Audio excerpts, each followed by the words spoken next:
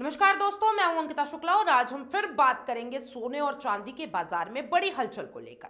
देखिए, कई दिनों की तेजी के बाद आज गोल्ड और सिल्वर दोनों ही धातुओं की कीमतों में गिरावट आई है। शादी का सीजन चल रहा है और ऐसे में हर कोई ये जानना चाहता है कि क्या आने वाले दिनों में सोना और चांदी के दाम और गिरेंगे या फिर ये कीमतें वापस ऊपर चली जाएंगी।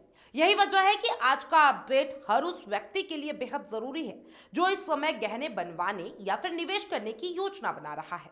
सोने और चांदी के दाम क्यों गिरे, ये समझने से पहले एक बार बाजार की मौजूदा तस्वीर देख लेते हैं। देखिए, भारतीय रिजर्व बैंक यानी कि आरबीआई द्वारा ब्याज दरों में कटौती की उम्मीदें और अमेरिका के फेडरल रिजर्व की बड़ी बैठक और अंतरराष्ट्रीय बाजार की उठापटक, इन तीनों कारकों ने मिलाकर सोना और चांदी के दामों को दबाव में ला दिया है। आज सुबह बाजार खुलते ही चांदी की कीमतों में 2000 रुपए प्रति किलोग्राम का सीधा गोता लगा, जबकि सोने की कीमतों में भी भारी नरमी देखी। अब बात करते हैं आज के चांदी के सबसे ताजा भाव की। आज 1 ग्राम चांदी का भाव 182 रुपए है। 8 ग्राम की कीमत 1456 रुपए, 10 ग्राम चांदी की कीमत 1820 रुपए और 100 ग्राम का भाव 18,200 रुपए है। और 1 किलो चांदी की कीमत आज 1,82,000 रुपए रही।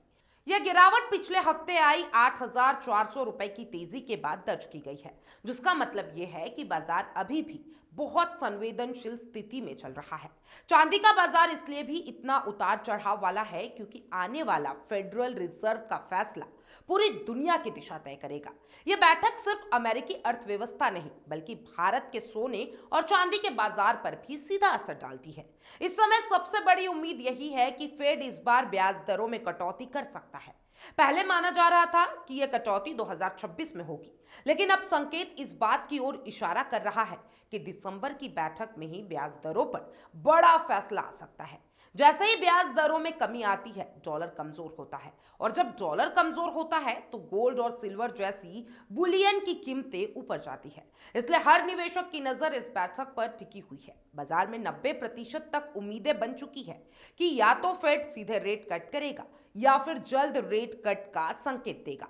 अब बात करते हैं सोने के बाजार की। पिछले हफ्ते गोल्ड मार्केट काफी शांत रहा, बहुत ज्यादा उतार चढ़ाव देखने को नहीं मिला। यह एक सकारात्मक संकेत माना गया है, खासकर ज्वेलरी कारोबारों के लिए।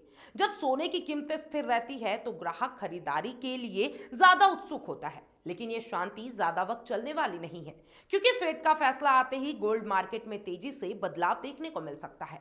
डॉलर इंडेक्स अभी भी 100 के नीचे ट्रेड कर रहा है, यानी डॉलर कमजोर है और यह सोने के लिए अच्छा संकेत माना जाता है।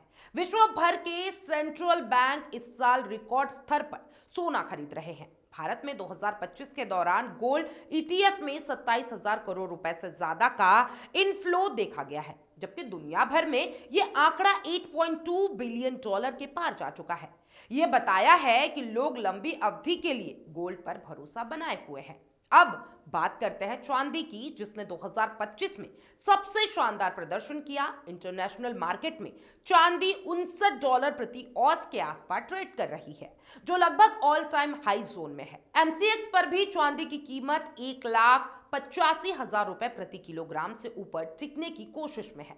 चांदी की कीमतें बढ़ने के पीछे कई ठोस वजह है। पहला कारण है सप्लाई में कमी, दूसरा कारण है भारी इंडस्ट्रियल डिमांड, इलेक्ट्रॉनिक वाहनों, 5G तकनीक, सेमीकंडक्टर, सोलर पैनल, हर जगह चांदी की मांग तेज से बढ़ती जा रही है।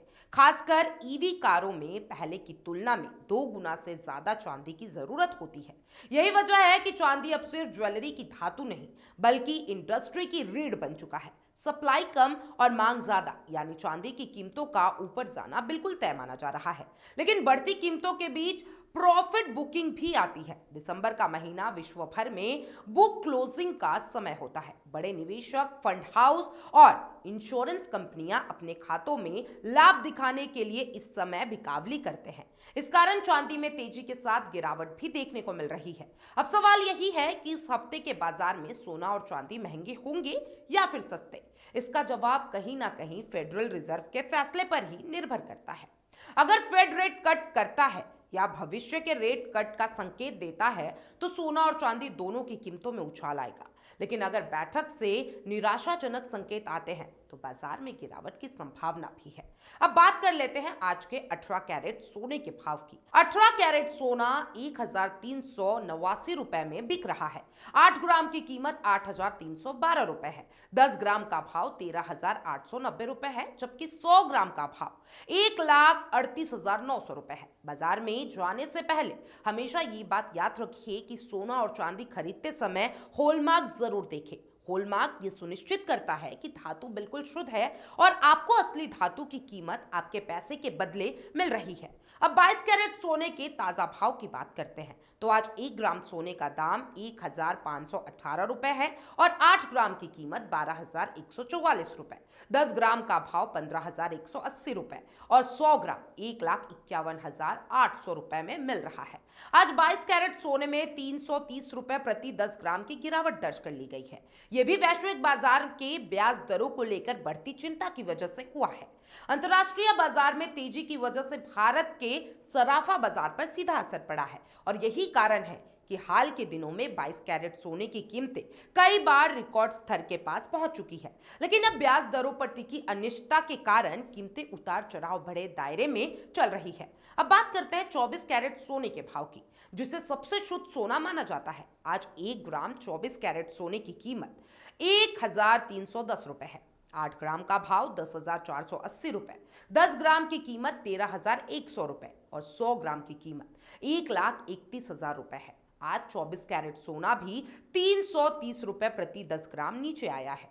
यह ध्यान रखना आवश्यक है कि जो कीमतें बताई जा रही हैं वे थोक बाजार यानी कि होलसेल रेट में है।